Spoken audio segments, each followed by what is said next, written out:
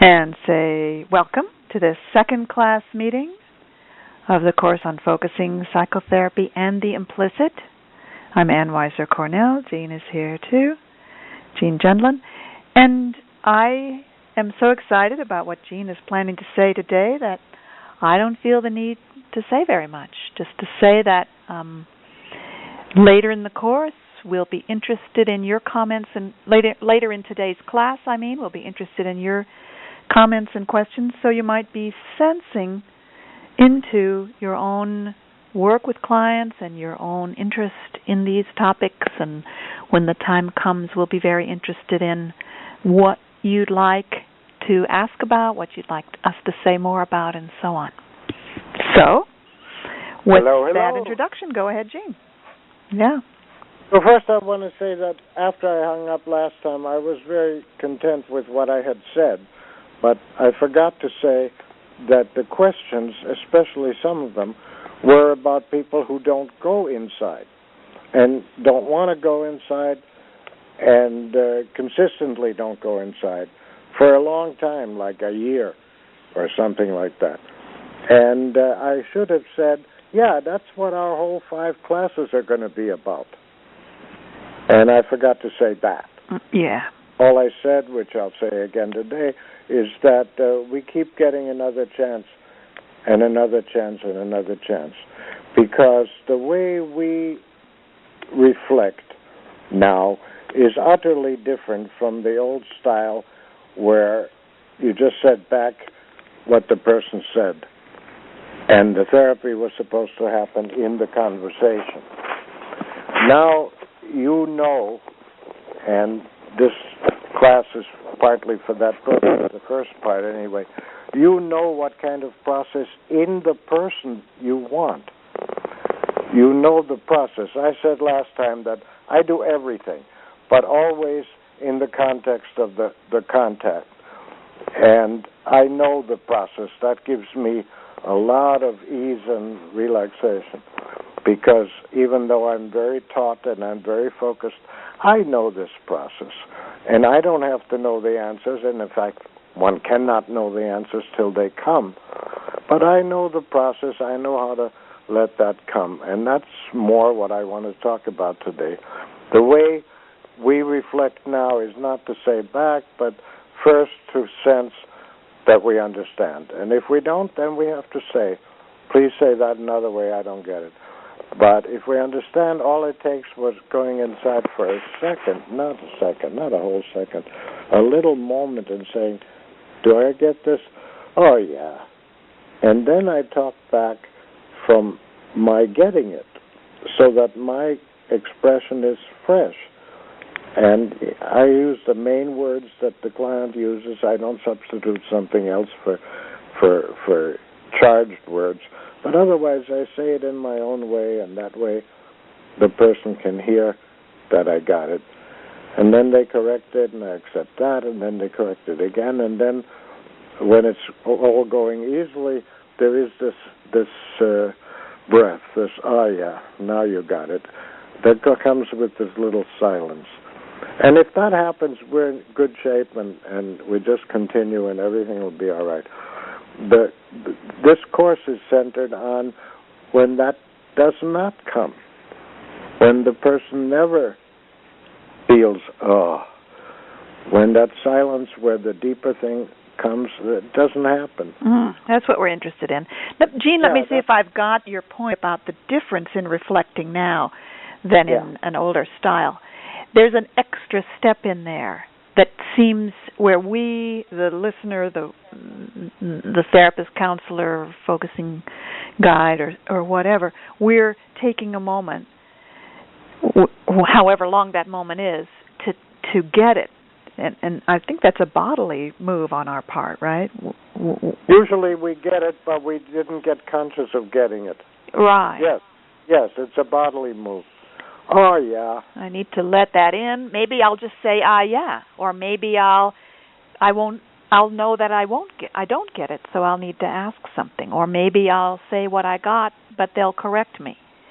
But the extra step, the difference is that I take some whatever short of a time, but to let myself get it in my body. I speak from my bodily understanding. Or I speak from my felt sense of, oh, yeah, I know what you're saying. And then, of course, it turns out that I don't know what she's saying, and she corrects me, and then I say, oh, I see you mean that. But again, I'm saying, oh, yeah, that's right, she means that. Oh, it's like that. And then maybe I get corrected one more time. And then there's this moment where there should be this, oh, yeah, now there's a little silence, and the next thing comes. There should be the, yeah, but we're interested in this course in the cases where there isn't. Yeah, I mean, exactly. Right. And so the second thing I want to talk about, I call the spot. I know what process in the person I want, and that process is a turning on what the client is saying and having the spot that they're at. Now, to tell a person we're going to go inside is threatening and feels unpleasant. Oh, I got to go to this ugly place. But when I can reflect where they're already at and produce this little moment of, oh, yeah, that's where it's at, then the process will move. And I have to explain what a spot is and how I sense it. From a spot, it has its own direction. From a spot, I cannot know and don't have to know. The client cannot know and does not have to know how it moves. From a spot, it moves. So what we all want is we want the client to be at a spot and have that spot so it can move. Is a spot something like an edge that you've talked about at other times? It's an edge. When it really, really comes in, it's an edge. It's a felt sense. But really listening like this is moving it toward becoming a felt sense. It might not even be a felt sense, but it's somehow the potential for one. Or yeah, it's a spot where there will be a felt sense if I'm right and it's really a spot. Now, I'm very excited by something you just said, so I want to be sure I've understood it. You're talking about the very same person who, if they are told, okay, now let's go inside, or how would you like to bring awareness inside now, that person would go something like, oh no, that's scary, or I don't know how, or just start talking about. You go to that bad place that I think in. Yeah, they don't know how. That same person would be able to easily maybe turn toward their inner place if caught at the right moment, if invited just for a little bit of a turn at that moment that you're calling a spot. So that's right. What that shows me is that maybe some of the people we experience as reluctant to go inside, they're reluctant because it hasn't been made an easy turn for them. Or we haven't helped the turn come. Yeah, okay. Turn is something that has to come. But I sense, when I listen, I sense and I point to where it might turn. Now, sometimes it's as simple as saying, let me say that again. You might say to a client, let me say that again. Yeah, and then it become a spot. Yeah. Or sometimes if I'm corrected a lot, when I finally get it right, then I'll say, oh, if that's right, I'll say it again. Yeah. There's something about recognizing interactionally between us that's the spot we're at. And that feels good. And that can move. And when it moves of its own accord from inside, that feels good. That's not threatening. But one always expects it to be, in general, from the top looking down. But when you're already there, oh, that feels good to have that. So to make something into a spot is a way of being where you already are, but becoming becoming the owner of it, becoming that you have it, that you sense it, that it's there. And, it's the thing that Ann always says in general about turning and listening to that thing that you were afraid of. But it's kind of hard to do from the top down, whereas if you have some other person who is reflecting, understanding you,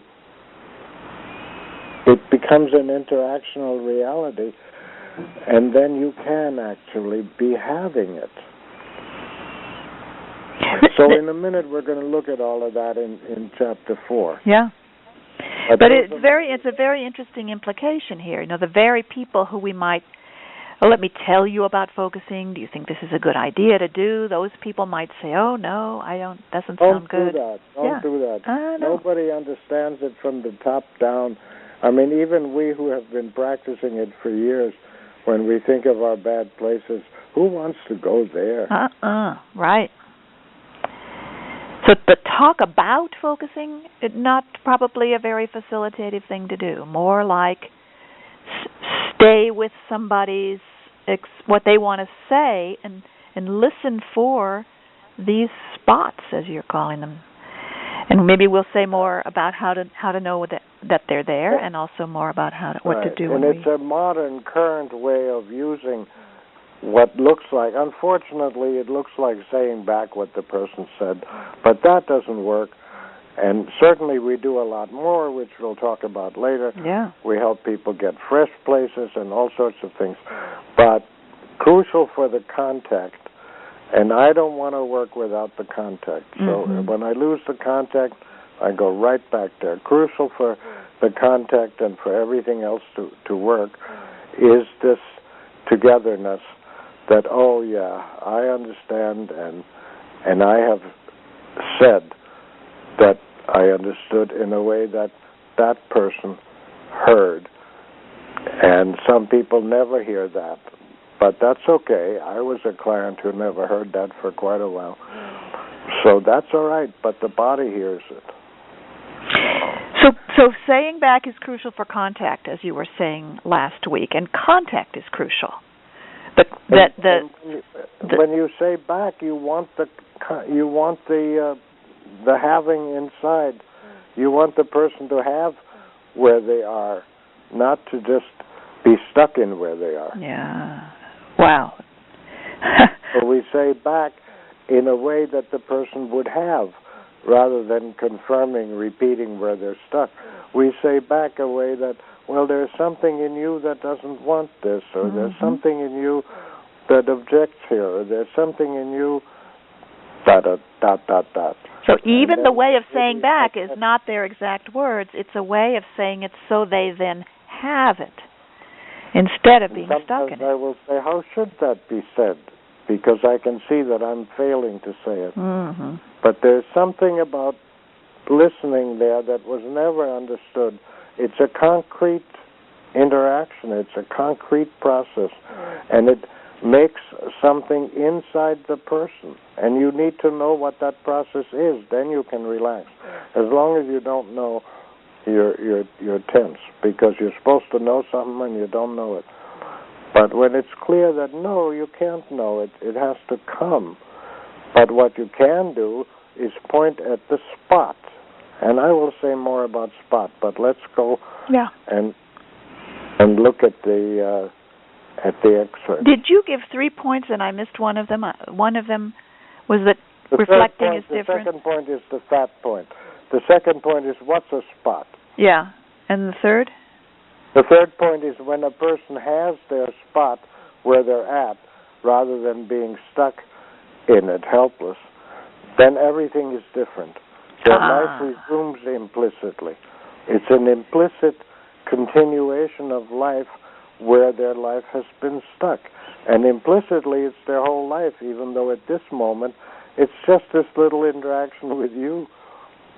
Now, that sounds kind of big, so can we stay a little longer at it before we go to the excerpt? It's when big, the person can have the spot, when they have it, instead of being stuck. Right, and you can see that very clearly in this segment here, because before the shift, before the spot moves, There is this time when she has her spot. It hasn't moved yet. That it does of its own accord. To move, it does of its own accord. That you don't make and she doesn't make. But she has her spot, and that feels good to her at the very same place where she was for a lifetime, so far, she's young, not possible for her to have. Instead of that, she was stuck in the hiding, in the apathy, she calls it, in the place where she would have a joint. That's where she was stuck in it. But when we can correctly point like that and reflect like that, then she gets to have her spot. And that feels good, and you have to see it, because it resumes life implicitly. And of course the philosophy is behind all this. You've got to understand that there's this implicit precision at every moment of all of life now. And so when she has her spot, instead of being helpless in it, that's a moment of change. So we're gonna look at the excerpt, and perhaps we can look at any shift in therapy or any focusing session. But we'll look at the excerpt, looking for the early stage where the person's stuck. Then a next stage where there's a move that the client makes, assisted by the therapist, which is to have what was previously just being stuck in. What did you call it? Stuck in. Stuck in, yeah, right. And so, and then because she's able to have it, and your point is also that feels good to the client. That's not like, oh, I don't want to go there. That there's a thing right there that feels welcome or good. There. Yeah. And so it's not a big deal. It's not something we have to struggle to make happen. It should be a little turn. But then that has huge implications, because when the client can have that experience directly, letting it be there, keeping it company, those are some phrases that come to me, then life itself lives forward in the client. That possibility that's always there can come in that moment. Yeah, exactly. Okay. Yeah, thank you. That's good.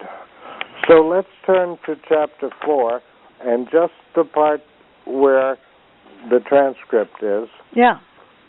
And let's read the transcript, and if you can possibly get it in front of you, please do. If not, well, we'll read it so you'll hear it, but it's much nicer to read it. And I'm only reading her part.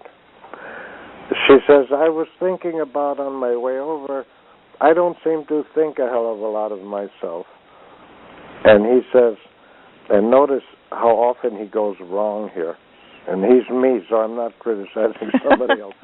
He's you. I say, so you're asking, why do you have such a low estimate of yourself? But already he is doing what he always does.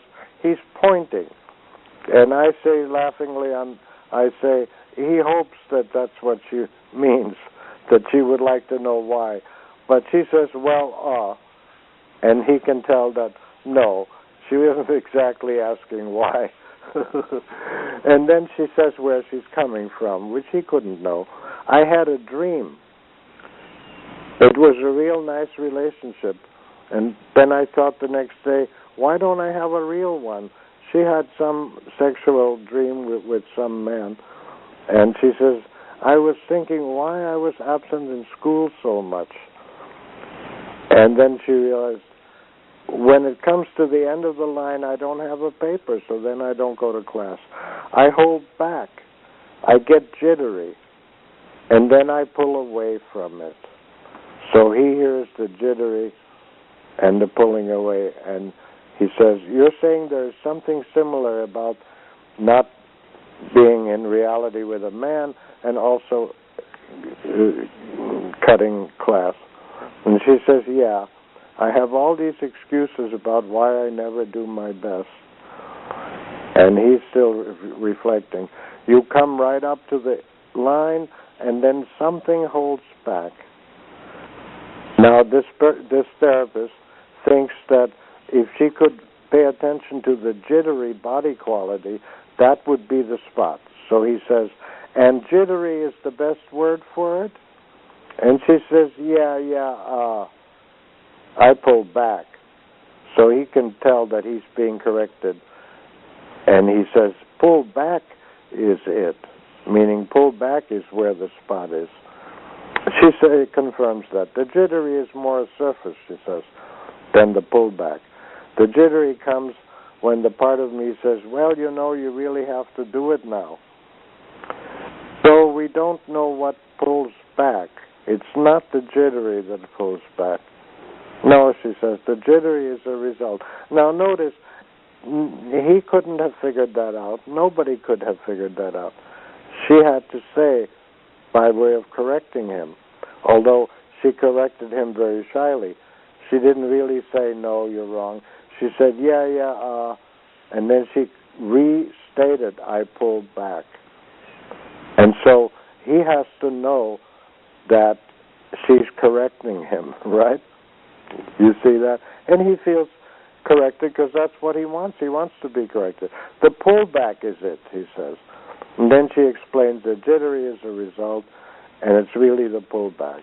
So now he's working on the spot where it pulls back. So we don't know what pulls back. It's not the jittery. No, it's a result. So we don't really know what the pullback feels like. See, he's wishing she would wonder and go in there. So we don't really know what the pullback feels like. What it is that wants to pull back, what is that? Well, I think it's that I don't want to test myself. And I'm afraid that the bad things will be confirmed. Now, there she is saying her original story, right? She repeats what she already said and probably said in earlier interviews, so he doesn't want to hear it. He's tired of it, and he wants her to go in there. So he doesn't listen. And he says at T9, he says, can you feel the pullback if you imagine yourself going ahead? So he is proposing that focusing turn that we have. When we imagine going bravely ahead and then stop and sense, we can get a clear sense of what says no, I want to pull back. And that's what he wishes would happen. But meanwhile, he's not listening. So she says, yeah, I can feel the pullback now. The pullback is into weed. That's what it does. In other words, she would like to have a joint right now and pull back. And he says helplessly, he says, into weed. She says, yeah, marijuana, that's a perfect place to pull back. So he repeats that. Then she says, yeah, but if I don't go to the line, then I don't have to pull back. So for the third time, she's repeating what he won't hear. You follow? As long as you don't really go across the line, there is no testing of it. There is no proof, good, bad, what you're suspecting that you're afraid of. And you're suspecting you're actually afraid of finding it out. Well, thank the Lord, he's finally said back what she's trying to say, right? Can you feel yourself in her shoes relaxing? Oh, he finally heard me. She says, right. Mm-hmm. And so then he comes and he tries again, and he says, I was interested also in, but this time he knows it's him. He's not saying you were asking yourself. He's saying, I was interested also in just the feel quality of it. For a minute, could you feel the pullback? And she says, yeah, I could feel it. Now, the clients we're most concerned about wouldn't say, yeah, I could feel it. They would go on talking, and you would have to do it all over again. So we'll get to that later. Yeah, here we can see that having been heard, she is willing to go where she's at, go into where she's at. Yeah, I could feel it. Now, of course, we're hoping that she could feel the pullback in a better way than just when she wanted the marijuana. He says, let's just tap it lightly and see what it turns up. And there's really a silence now, which is a wonderful sign. And finally she says, scared. It's like the world is going to bite me or something. And that means it's not just the category scared, it's this scared. Like the world is going to bite me or something. This scared. So, Jean, this moment when there's a short silence, would you say that's the moment of turning, where the client now has? Yes. Yeah. Yes. Yes. She has her pull back, and as soon as she has it, then she can feel that there's a scared in it. Yeah. But that's only the very first little step into it. Right. So he says, he doesn't. And then she reports, after more silence, she reports that she is indeed doing something different inside. She's doing inside what we wish she would do inside. She's saying, it's very strange. That means she's not familiar with this. It's very strange. Feeling this feeling underneath it, meaning the scared, and trying to talk right now. He says, sensing the feeling directly and trying to say what it is. And it's scared. But she's really still describing this new to her, this process that we want. She's saying the fear is right underneath it. Now I'm content to just sit there with the withdrawn and feel the apathy until I end up with the feeling again. Then I withdraw again into the nice apathy. You see what she's doing? She's going back and forth. She's standing as much as she can stand of the scared, and then she pulls into the apathy, but she owns the apathy. And she's aware that that's going on. This back and forth might have happened before. And it's very strange, she says. Yeah.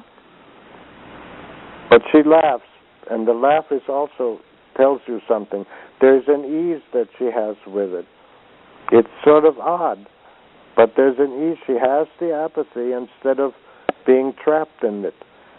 She has the apathy, and then she feels the scared underneath, and then she withdraws in the apathy when she can't stand it. But she has the apathy and she has the scared. So he reflects that. The apathy is more comfortable, and the fear is right under it. So you just push down, and there it is. And again, he's pointing to it, right, so she won't lose it. So that phrase, there it is. Yeah. Very immediate, very pointing. Right. So right up to here is the first point that I want to make. And that is that he finally listened to her really, and that enabled her to have the spot where she was at the whole time as a spot. What do I mean as a spot? Well, the one thing I mean is as a concrete, ongoing, bodily, living place, rather than as her opinion of what it is that she doesn't want to be tested. She had the concept that she's afraid to be tested. But now she doesn't have that concept. What she has is the scared itself, but as a spot. Something she doesn't know yet, but it's here. In other words, she's focusing. But let's be really clear about what kind of shift that was that just happened. She hasn't got any great realization yet. She hasn't found out anything brand new. The change is from desperately needing to pull back and wishing she had a joint. It changed to where she says that it feels nice to be there where she has, as the owner of it, she has both the apathy that she withdraws into and the scared. She has them both. And she says, I'm content to just sit there with the withdrawn and feel apathy until I end up with the feeling that's underneath. And then I withdraw into the nice apathy again. She's owning this process and laughing, which is so different. She has the spot, is what I want to point out. Whatever a spot is, you can see it here. She has the spot she's at rather than being trapped in the spot she's at. Does that make sense, Ann? It's a big change. And yet it's subtle. If you don't know to look for it, it seems like nothing's happening yet. Yeah, nothing is. She hasn't found out anything. Yeah. So, but just imagine. I mean, her concept about what's wrong. That she's. Yeah, we have comfortably together established her concept of what is wrong. The whole session could have been spent discussing that, and I'm afraid many absolutely. therapy sessions are like that.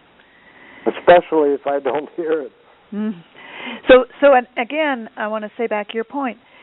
The spot was made possible by you really hearing what she had to say. Right. And when she gets that you got it, there's this strong right. You can almost see her body releasing and relaxing there. Exactly. Yeah, and it makes a space where then it's possible to invite her to have or turn toward or allow to be the pullback. You call it the pullback. Exactly. And what you're saying back, Ann, lets me say more that, I might have been inclined to say, well, you feel that it's the testing that you're afraid of, but, and then I would have added some kind of but. Yeah. And that doesn't matter what the but is, I would have destroyed the context. Right. I might have said back, but you're in this, if you try yourself out and fail, you haven't really lost anything because when you withdraw, you've already failed. Or some other rational thing, or some other diagnostic thing. It wouldn't do anything. It's only that, he finally got me. Now we're together. That enabled her to feel the pullback. But she felt the pullback up on the top of the page at C10 already, but she felt it trapped in the I want marijuana. I want to get out of here. I don't want to be here. Whereas now she says, I could feel it. Yeah. And then the way she feels it is this new way that she thinks is very strange. This new way where she has the pulling back, but she also has what she pulls back from. Yeah. Which is the scared. She has the scared and she has, I've said that before. And this is the place where I sometimes call it self in presence, that you call it self with no content. She is no longer the content. She is the person who has that content. Exactly. And we all know, again, when we get there, once we get there, we understand that, the person is not the content. Yeah. The person is the having of the content. The sensing. The person is the sensing, the thinking, the being, the acting. And what they think or say or feel is not the person. We know that. But we also strive to achieve that, and often don't, because we don't listen to ourselves in this way. And Ann is always pointing that out. If you're willing to listen to what you think is so bad in there, then you get to be yourself and have that and have the other rest of you. Yeah. How did I do summing you up, Ann? That's fine, thank you. Yeah, exactly. So what happens next then in this excerpt? So what we most want to talk about and what I most invite questions about is this middle part here, where she manages, or let's say he manages to actually contact where she's at, and as a result of that, now she's willing to feel it, but she felt it a moment ago but was trapped in it. Now she's willing to feel it, and she can feel it as a spot, that spot. And in that spot she has both. She has what it is that she doesn't know yet, the scared, and she also has the pullback. And she can go back and forth. She has both. And from there we see something exciting, but we can tend to be, see if I've got this right, we can tend to be dazzled by this exciting shift that comes a little later.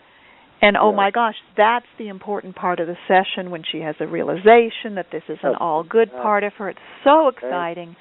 But you're saying, no, look earlier for the real magic. Having the spot that is the crucial difference.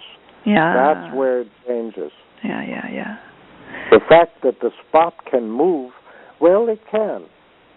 The fact that the spot can move, well, yeah, that's something can come. And if it doesn't come now, it'll come the next time we're at the spot. But it's having a spot that lets all that good stuff come. And notice that the silence now is 3 whole minutes. It is a very long silence in the social climate that we live in, where we're not ever supposed to be silent. Yeah.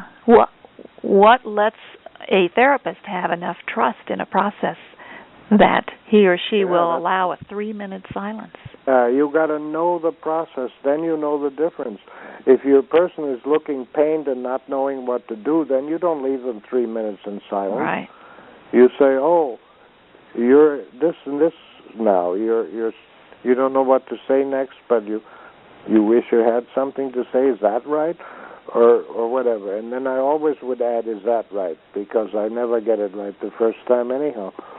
So I always say, "Is that right?" Right. But I wouldn't leave them sit there for 3 minutes. But when she looks like she does look, I know she's inside. That's not a silence that makes me uncomfortable. That's a happy silence. And you've made a space where she's also comfortable with that long of a silence. Yeah, she can stand to be there. She's all not looking at me, but looking, the way a person looks when they're inside. So I'm happy. And you said earlier, this feels good to the person. And I think we can really tell that's happening. Yeah? Felt good before what came, which Ann already emphasized. It felt good before what came. At C17, she says, "It's very interesting. The fear is right underneath it. Now I am content to just sit there with the withdrawn and feel apathy until I end up with the feeling. Then I withdraw into the nice apathy again." She's owning both of them. It's and already that's feeling good. I think we can tell from the silences also that this is feeling good to her. Yes, we can tell from the silence. We can tell from how she looks. But she actually is a rare person because she's saying. Mm-hmm. She's saying. She's saying it's C17. Yeah. So any therapist would be comfortable with her staying silent, wouldn't they? We hope.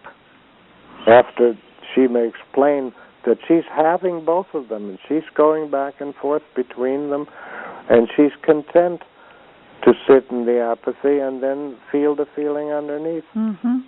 And then withdraw when it's too much, and then come back again. And if she does that for 3 minutes, he's happy. So then we look briefly at what happened when the spot moved. Mm-hmm. In those 3 minutes, it moved. She said, "It's all good. But if it's going to get tromped on, I would rather be dead or stay pulled back." And that's implicitly a strong affirmation of herself. Mm-hmm. She's saying, the hell with you. If that's what you're going to do, I'm not going to play. I'm going to withdraw. I'm going to stay pulled back if that's what I'm going to get. But she's not pulled back when she says that, right? Yeah. She's implicitly affirming herself. She's implicitly living her life forward. Implicitly, she's had a bit of therapeutic change right here. She's coming forward. She's coming out and saying, I'd rather be dead than accept what I get. And he is working, and that's a good thing he's doing. He's working to make her see that she can be glad that this part came out and said, I'm all good and I'm not willing to put up with this.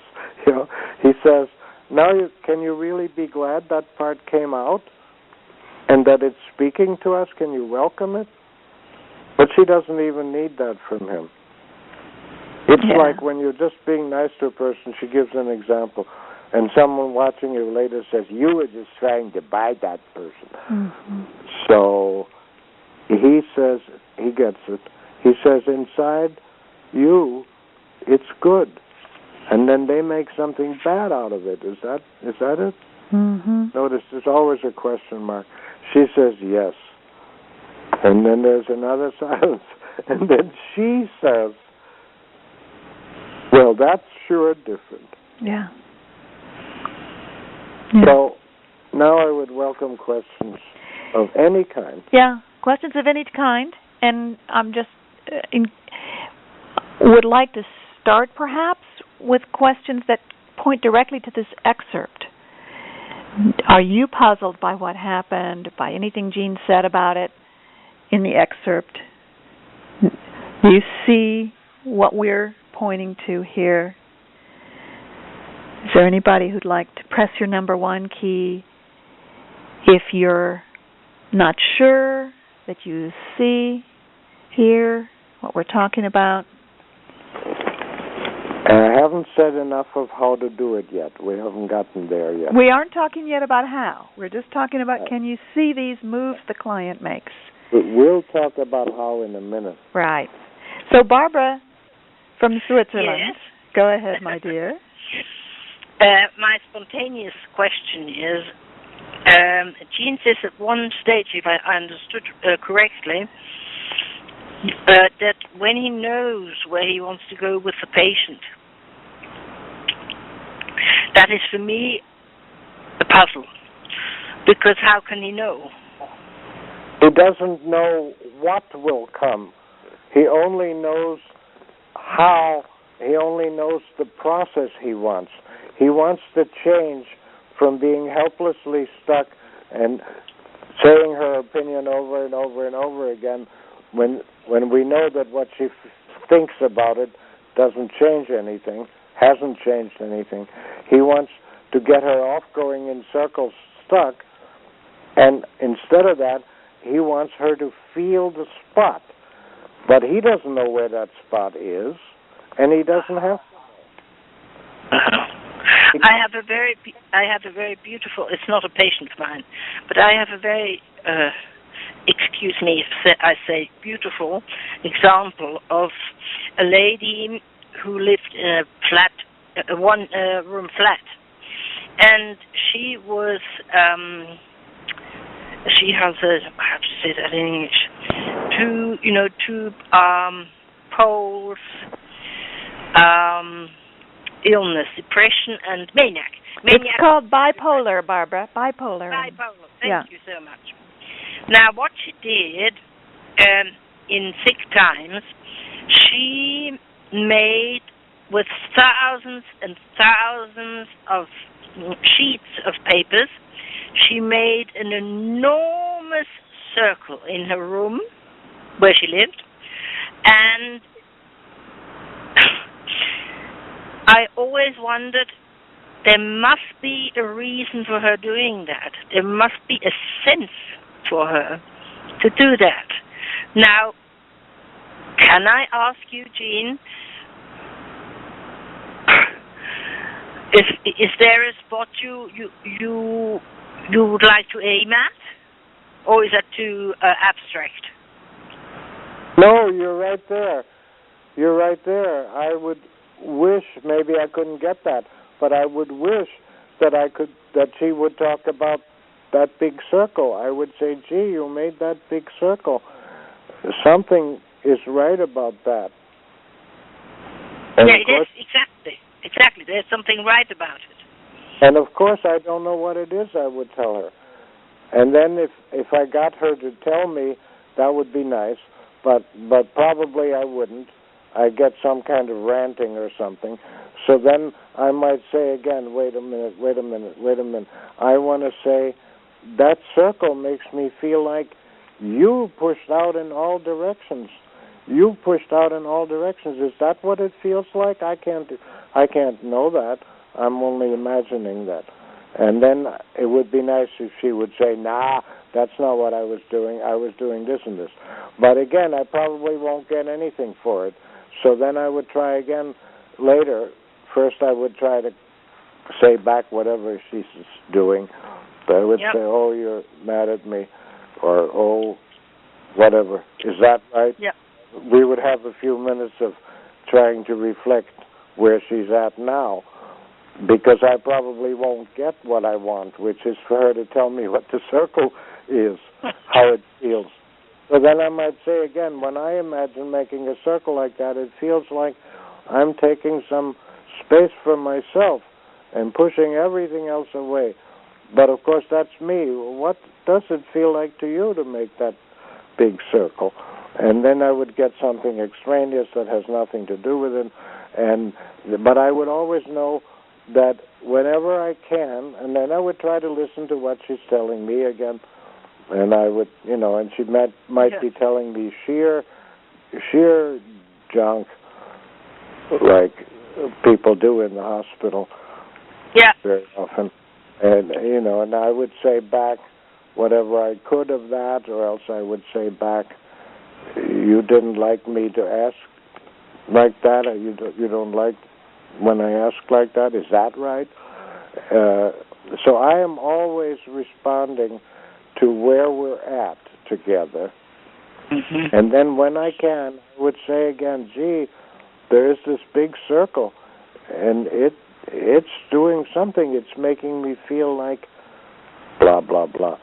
But of course, I don't know. I'm just imagining that. What does it feel like, or something like that? Or I might not even say what does it, because now I know that she doesn't like it. I'm imagining this whole thing, of course. But if I did get some sense that she doesn't like me asking, then I wouldn't ask. I might do something else. I might say, just for me, I might say, something makes me want to go home and do a big circle. If that's true. I wouldn't say it if it isn't true. But right now, as I'm imagining it, it's very true. It's like I would love to do this myself. But I can always, when I was working in the hospital, there were a lot of patients that were totally silent. They were just looking at the floor in between their knees, and they wouldn't move. And I would sit next to them, and I would talk to them. And I would say, whatever. I would say, I'm just here to keep you company. And then And then I would think in between for a while, and I would feel that maybe that's some kind of insinuating something. God knows what he made out of that. So then I would come back and say, well, I feel like you're probably sad, but then I don't know that. That's just what I imagine. Mm-hmm. And probably I would say, I don't mean to push you into having to say something. So then that. Yeah. And you wouldn't say anything ever. And then I would come back and think about it silently for a minute, and I would say, well, now you told him that you don't give a damn whether he tells you something or not. So then I would say back, it would be nice. I would like to hear from you. It's just that you don't have to say anything. And then I would think about that, and then see what was wrong with that, and I would say something else, like whatnot. And I would go on and talk to that person the whole time, like a half an hour or whatever time I spent there. And the nursing staff would look at me like, well, that's two of them crazy, you know. He's talking to that person the whole time, and that person wouldn't say a word, and yet it would work. And after a while, they would be there. And then I found the same thing with senile old people. They come out after a while, but you have to know that they're there when they're not coming out. Yeah. And that's something you have to know about Alzheimer people too. They're right in there. They're right in there whether they come out or not. But the interesting thing was that several of them, after they came out, you know, months later, they would say to me, "Why were you always so quiet? Don't you know talking helps somebody?" Lovely. No, I get your point, and I especially got the point how very human and low-key you stay with the people, whatever they have, that there is a possibility of them grasping something, or their body grasping something without wanting to aim at anything. That's right. That's right. I want to be as close as possible so that we are here. As close as possible without imposition, without pushing. Yeah, thank you so much. But I do want to add, that's not because I'm such a nice person. It's because I know that that's the only way it will come. Do I have to respond to this remark? I couldn't hear you. Do I have to respond to this remark? No, not at all, not at all. You only have to assure me that I did answer the question. Yes, you did. Thank you so much. Yes, you did. Thank you, Barbara. Thank you, Barbara. I want to kind of underline a couple of things you just said, Jean, because from the point of view of process, which we're all interested in, what does a practitioner do? There is this big circle of papers. There's something important about that. How invitational that is without asking a question. I'm not saying never ask questions. I know you do ask questions, Jean, sometimes. I ask questions all the time. But that wasn't a question. You didn't like me asking the question? I see that reaction. You said... I haven't yet gotten what you said, Ann. So the first thing you said to Barbara was, well, the first thing I would try to say to the client is, there's this big circle. There's something important about that. And I'm pointing out that there was no question there. Oh, yeah, no. And how nicely inviting that is, because the person actually has more space there. They're less pressured. When you just say, there's something important about that. There's an invitation where they can come meet you there. So I was liking that. And then I was liking how you said, of course that might not work. And if it doesn't, another thing you would do is kind of put yourself in their place. Like if it were me, a circle of papers, maybe that's me coming out into the room more. But that's just me, you would say. Yeah. So you're like modeling or guessing or putting yourself in that place at the same time knowing that that's probably not right. But it also makes something for them to check. And so the same process that we were talking about earlier, about when the client says something, we say it back so they can check. It's even true when the client does something, like make a circle of papers in their room. We can say that back so they can check. So it's. I just wanted to underline that, and the wonderful process of you with somebody who wasn't talking at all. The point that there's somebody in there, even if they aren't coming out right now. Yeah. Wow, that's just really great. Yeah, thank you. We have somebody with their hand up. It's Brigitte. Hello? It's Brigitte in Paris. Go ahead, Brigitte. Hello. Hi, Jean. Hi, Ann. Hi. Yes, it's very nice, this talk. What it makes me, in fact, if I understand correctly, what Jean did with the circle is just reflecting where she were at. This woman with the paper and the circle. You hear me? Yes, Brigitte. I but didn't hear the crucial word. So Brigitte is saying that what you said was, what you did with the woman with the circle was reflecting where she's at. Well, but reflecting no longer means reflecting. No, it means that you reflect the whole of where she is at. Yeah, you just reflect where she is at with the circle and the paper. But before I can do that, I have to feel it myself. Yes. And I feel it like a felt sense, which means and I know that I don't know what it is. Yeah, but of course. Feel it. And that was my next question, was about before you said, if I'm right, then she has the spot. Right. And it's the same thing. It's like, first you have the spot. Do you? Well, I make it be a spot, and I feel it as a spot. But is it a spot for her? That we don't know. But you sense first that there is a spot there.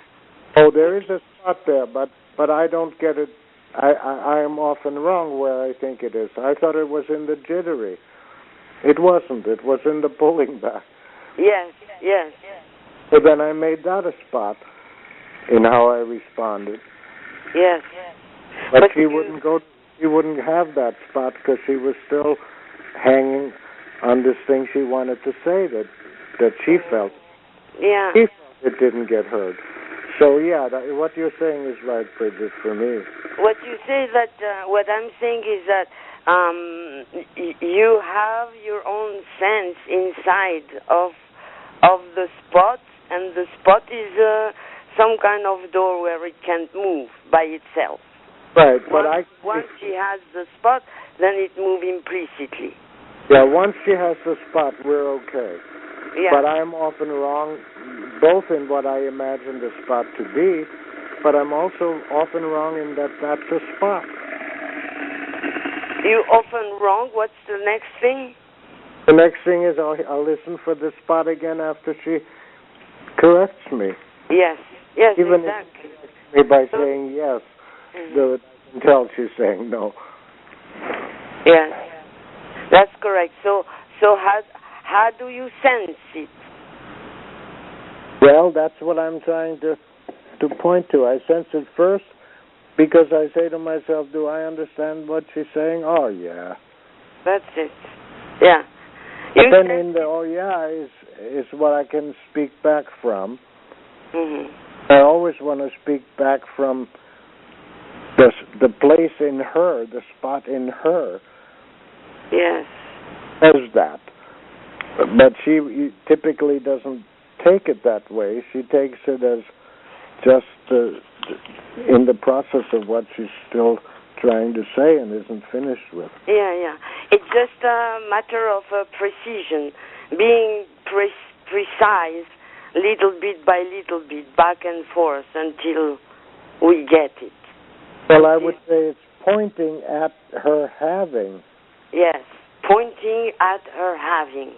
You sort of have to have the philosophy which says that there is no content by itself. There is no thought by itself. The thought is always generated by a body process, by a body constituting, and by a behavior possibilities context which is being carried forward without behavior by thinking.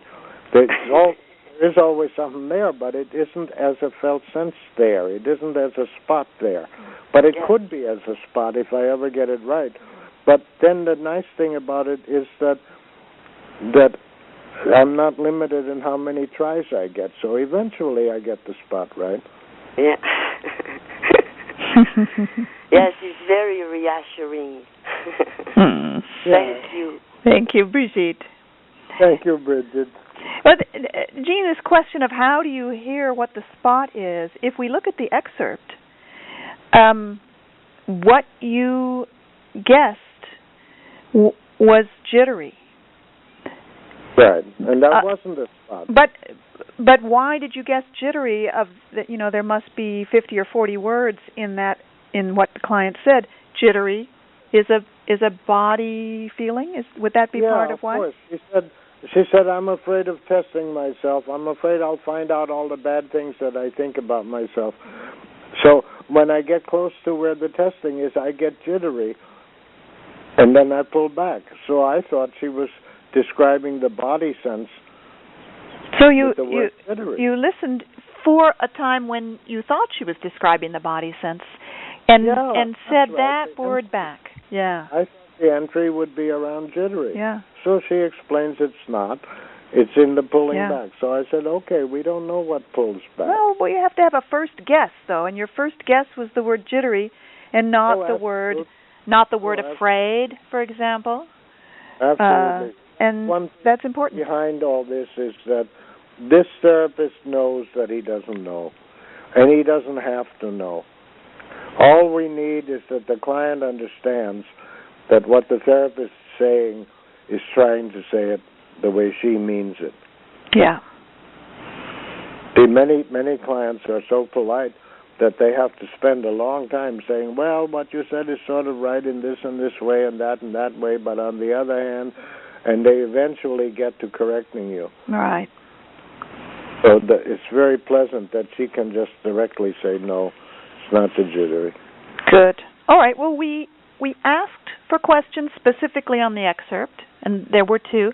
Now let's open up and any questions about anything? Questions, anything, comments? Including the excerpt, of course. Of course. That's right. Anything whatsoever. Okay.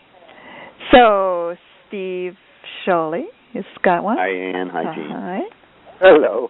I had this little epiphany when I was reading the general introduction to week 2, and it was in the 3rd paragraph where you say, we call the spending of such time focusing. By focusing, we mean spending time with something bodily sensed but unclear. Yes. Isn't that a nice little one-sentence definition of focusing? Yeah. Yeah. Then I misread it as spending time with something badly sensed. To something bodily sensed. Oh. That opened up a whole new thing for me. Right. So I have been working on focusing steps independently for many years, and this gave me a new way of entering into the process. So if I start with the thought of feeling something badly, that can break into 2 parts. They feel bad about something, or they're not feeling and sensing it well. Yes. Yes, interesting. Yeah. And then from there it leads to other steps. Where do you go from there? They're not sensing it bodily yet. They're sensing it badly. Yes, badly. Yeah, I think that's right.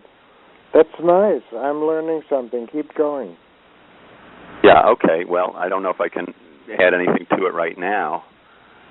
Well, I'm curious, Steve, when you say they're not sensing it bodily yet, because it seems like any kind of sensing is somehow bodily. Or? I can come not in. Not until it's aware. Oh. Really aware. Instead of aware, I would say had, until the person has it rather than being stuck in it. Yeah. Okay, I get it. Would say that instead of saying become aware, because that confuses people. But also... Sorry, Gene. That confusion is something that I've had a long time with this description of what focusing is. Yeah, right. And then people think either it is a felt sense or it isn't a felt sense. Well, it isn't a felt sense until it comes as a felt sense. Badly sensed until it comes right. More way. Yeah, it comes in more or something. That turn there from being stuck in it to having it, that's what we want to be talking about. Right. And also, it's about things that are badly sensed, because they feel bad and they're sensed badly, and that's the starting point, because otherwise we don't need to focus. It's really important to say there's a starting point before a felt sense, even, and that's, I think, what. Oh, no, absolutely. No, I'm saying somebody's uncomfortable, and they're uncomfortable because the stuff that they're thinking and feeling about is uncomfortable, but they're also not able to be outside it at all, and they're not able to put their fingers on it well. Mm-hmm. Right. You're saying, I get what you're saying very well, and it has a feeling of potentiality to go further. You're saying in sensing it badly, there are two facets. There is that it feels bad, or it's a bad thing about me, and the other thing is that I'm not sensing it as a felt sense. That would be sensing it well. Right. Doing the sensing job well. Yeah, and they're feeling secondary badness because they're not being effective. Not being effective. Yeah, amen. I'm not even doing this right, which most people include in their self-criticism. Yes. I think especially is the part where their fingering of it is so ineffective. Their touching of it is so not touched. Right. They go over and over and over in circles. Yeah. Yes. I would say from that, for me now, I would say that this distinction between sensing it badly and the bad thing itself, this notion of sensing it badly really helps us bring home that there isn't a felt sense there until it comes. All that's going to be there is the possibility of a felt sense. If you had it before, if you had a felt sense anywhere before and know what a felt sense feels like, then you can say, yeah, this is not yet a felt sense. But you don't have to know that. It can be all new to you.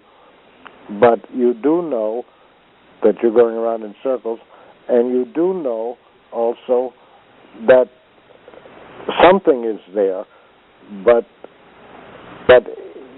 if another human being keeps you company without pushing anything on you, and if another human being reflects it so that it gets contacted, then all of a sudden it's more there, but in a way that feels good. It's not more there in the way that it would be if you made it more, because then it would feel bad. So what I'm getting at is that what you said enables me to be clearer about how there is no felt sense there until it comes. And the whole thing is a progression, not a either or. It's either a bodily sense, or it's this intermediate thing, or it's this further intermediate thing. Right. Well, I came, from that into a step 2, which is just staying present and attending to whether I'm getting upset or not. Yeah, once you can stay present, you're having it. And it's not a felt sense at all yet. It's just simply managing the place. Well, I don't. That's what I'm trying to say. I'm not getting it very well said. It's not either it is a felt sense or it isn't a felt sense. It's on the way to a felt sense. Yeah. Right. And there's several places before. Yeah, and that confuses us all the time. People try to clear that distinction up so they will know. Well, that's just a fancy word, felt sense, anyway, for right. Wow. It's like you notice stuff, and then you're really noticing stuff. Right. Thank you. Welcome. I don't agree that a felt sense is just a fancy word for noticing something. But no, he meant it's a fancy word for really noticing what you're noticing. Ah, okay. So didn't you? Let's get him back. Identification. Yeah. And wow. Mm-hmm.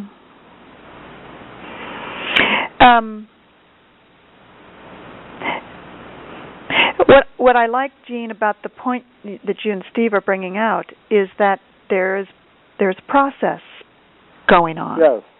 It's yes. something that is there's an ing.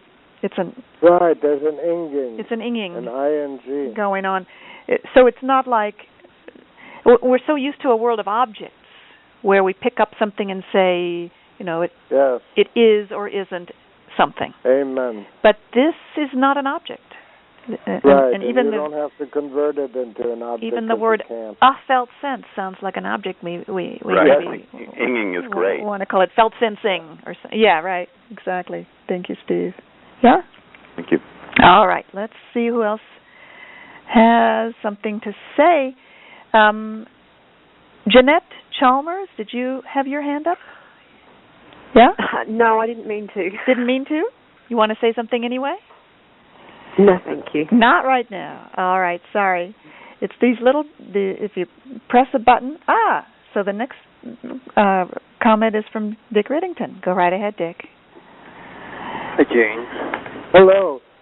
I'm really interested in any connections you can draw between what we're talking about here and the last class. And I heard you say that a little bit about this spot. I'd love it if you could come back and say a little more about that, because I kind of missed it. And one other place in particular I'd love if you can relate it back to the concept is the importance of the person wants to have it rather than be stuck in it. So there's something really, conceptual behind that you believe about who we all are. So in each of those cases, if you're willing and able, could you say anything about the kind of concept from your philosophy that applies? I would be happy to do that. Yeah. I would be glad to do that. Mm-hmm. I'm glad you want that. Any moment isn't just some kind of is object. Any moment of living is an implying further. And so often, the moment of living gets itself stuck in how we've fixated it with an emotion or a feeling. It gets stuck in how we fixated it. And so then the next moment it has to do that again. And it's a pattern that's fixated. And if we can get the implying, the theta, where it points forward to something further, if we can have it as a further implying, then it produces something new. And where that further implying is, we can't know what this new thing is yet, but something new can come. And what new comes is its own next thing. Its own next thing, which then often sounds like, well, it must have been there. And in some sense, it was implicitly there, but it wasn't there the way it comes. It's an occurring into that implying. What we can do is to try and have the implying. Am I making any sense? You are, but when you say what we can do is to have that implying, that very last piece I'd like to hear more about. That I didn't get. Well, it's hard to do alone, but if there's Ann saying it back, or anybody saying it back in a way that I feel like, yeah, that's more even better than how I said it. If I can say it back that I'm being kept company there, then it becomes an interactional reality, sort of like. And then I can feel the reality, and I'm feeling the spot. I'm feeling where it might move. So was there a moment in the excerpt when you would say that the client has the implying? Was that when she was silent? At that moment, after I finally reflect what she's trying to say the whole time. And she says, right. Then she says, right. And at that moment when she says, and I invite her to feel the pulling back, when she says, yes, I could feel that, she is willing to have it as something that we have together somehow already. And that's not a fixated, stuck thing now that she's got. It's something that can move. She would say it is, but it isn't now. Yeah. So in that silence, and after that silence, she says it's scared like the world is going to bite me or something. During that silence, she's having it. And another way to say that, in your philosophical terms, is she has the implying at that time. Would that be right? Yes. Yeah. Yes. She has the implying. Mm-hmm. And back to you, yes. Dick. Is that making sense? Yes, it's wonderful. There you Thanks go. for making those connections. There you go. Thank you for asking. Okay. Great. Please continue. Please continue making those connections. Yes. Did you have 2 points, and did you want the other one? Or we did them both, yeah. One was the spot, and the other was having it. Okay, great. Then we'll come back to you another time. We've got more people with their hands up. Pauline Dolan, go ahead. Hello, Ann, and hello, Jean. Hello. Hello. I hope you can hear me right. It's a curiosity, and it's around the context. You know, when we're talking about the spot, it is in relationship to a client and something that they are experiencing, that they're just coming in contact with. My question is around a relationship that's not therapeutic. So wondering, can we get to a space where we're communicating with each other without it being, let me see, maybe that's enough, even that question, that there's enough in that to understand what I'm asking. But I'm not sure I understand the question. Can we get to a relationship?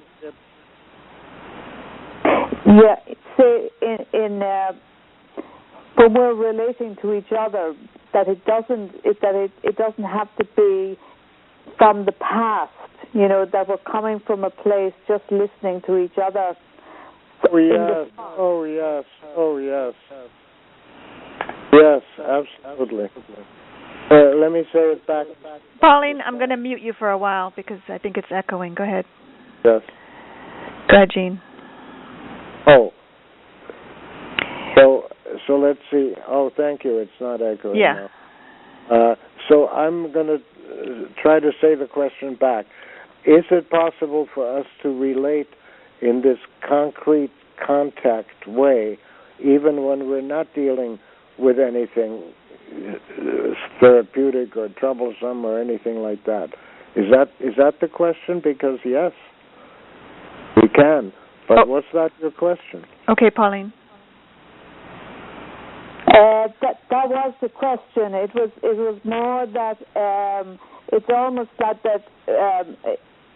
the idea is that the only place that we can get in contact with ourselves is when it's almost like beside the self that we want to create, to have, you know, in that spot. Does that? I'm putting that very awkwardly.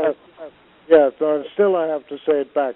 I think you're saying is the spot where the trouble is the only place where one can connect with one's so-called self and where we can be deeply relational, or can we do that at any spot? Yes, I mean that's very near us. It's the excitement of it.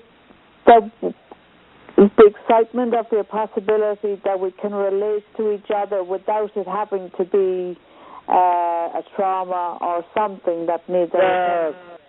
Yes, oh, I like the question a lot, because it lets me say yes.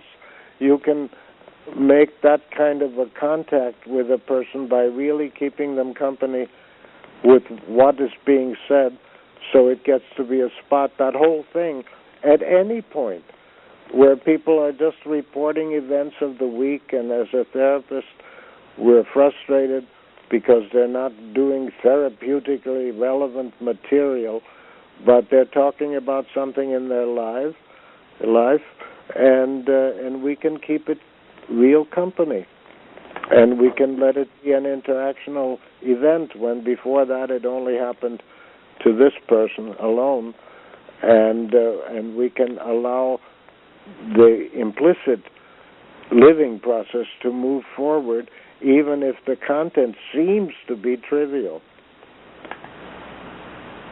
Yeah, and I think that my question came out of that sense that it's almost that what needs the attention is more important than the whole system that's supporting it, so that there's a implied in that is the idea that the trauma or whatever needs attention, is much more important than the people that are supporting all of this, So even when you mention a trivial, it's the... Yes, amen. Amen. And then the whole thing is, the whole living process is here anyway. That in the spot everything is, and that they're all equal. I like that you're agreeing, or that even that I can get myself understand. That's very important. Yes. Thank you. Yes. Yes.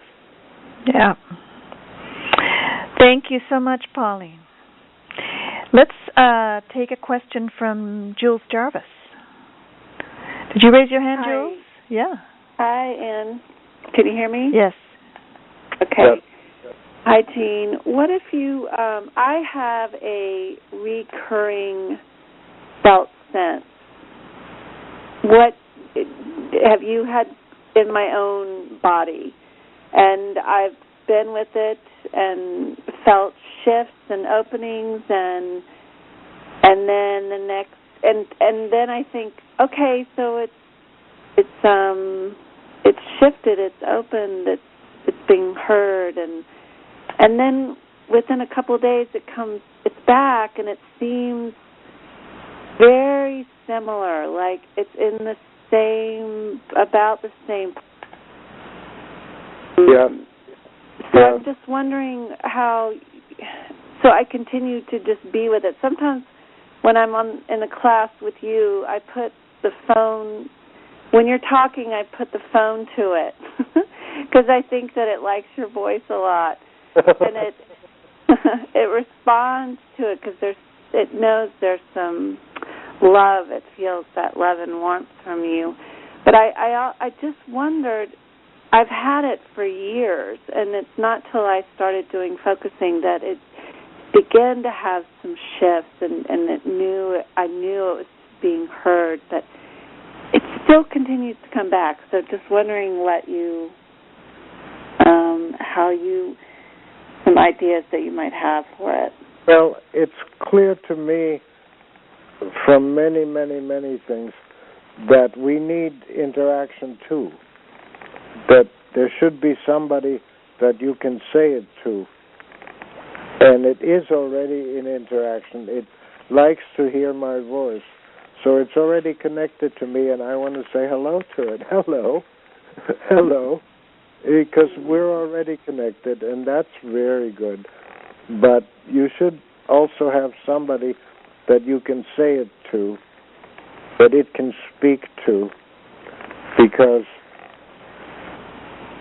all this, what I'm talking about, is only possible because of the interaction between us. And we can go for 30 years, or I better say first, the way you're describing this, it's already alive and moving. It's already doing something. And so it's going through some kind of process. And that may be fine. Then another thing to say is you probably need to have some interaction with some person that you can speak to, who can speak back, and that kind of interaction moves things. The world, when I was my first 40 years or something, the world kept saying everything is individual, and I kept arguing for interaction. And then all of a sudden the world flipped over, and now everybody's saying everything is interaction, like there are no individuals. And I think that's just as crazy as it was before, because individuals develop in interaction, and they're also more than interaction. But the interaction is also more than the individuals, And so now we have CBT, we have this kind of external thing that has people forcing things on themselves, and yet sometimes with interaction and also with actions. One of my clients once said, I have to take an action, then my body gets it. So there is something right and something terribly wrong about CBT. But we can't just stay with what's wrong. We have to say there is a right part of it, which is sometimes we need interaction and also action. We need actually to do something, and then it opens further. So I would ask you, is that relevant at all, what I'm saying? Have you not spoken from it to anyone?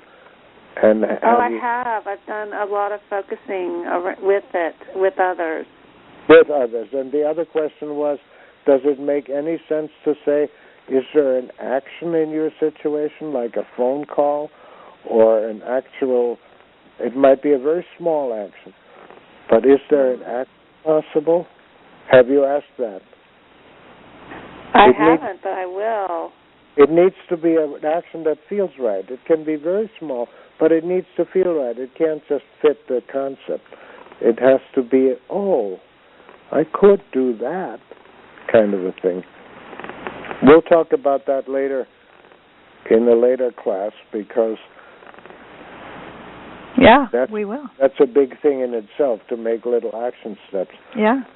So I would ask you those things, and already you're saying that second one is a new idea. Play a little with it. Okay. But then I want to reconfirm that this process is already moving in you, and without pushing any of this on it, I want to say hello to it again. Oh, I really like the fact that you like to hear my voice. You under there. It's doing flips. Yes. It's doing flips. So thank you, Jean. That's a beautiful example, Jean, of interaction. Thank you. Thank you, Jules. I noticed, by the way, that everyone who's asked questions is someone I know, and I know there's plenty of people here I don't know. So if people may be feeling shy if they haven't been in a course with us before, maybe wondering if your question might fit. And today we don't have much time, but for future weeks I really want to encourage people. If it doesn't fit, it's even more interesting. Exactly. Who knows what I'll get out of it. Exactly.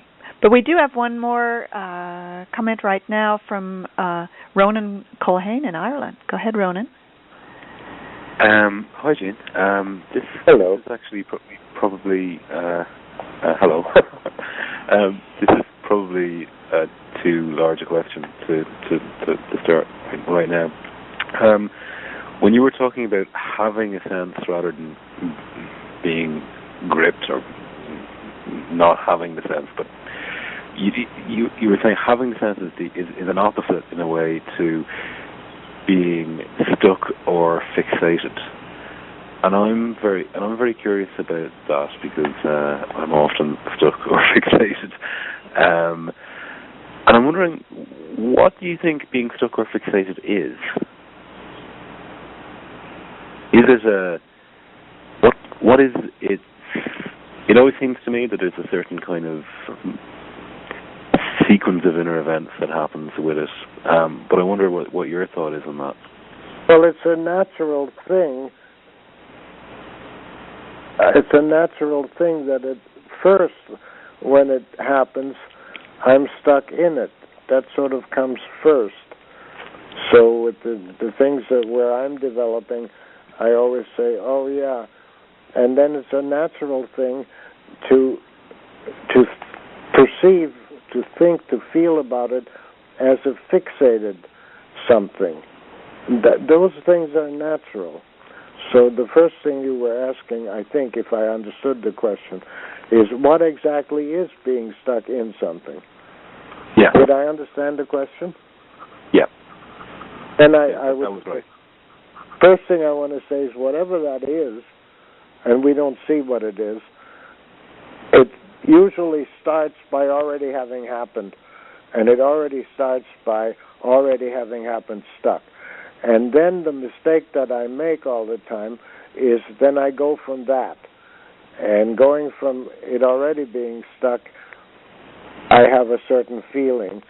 And if I stay with that feeling, then I stay stuck. And that's right. A lot of why people don't believe in doing that.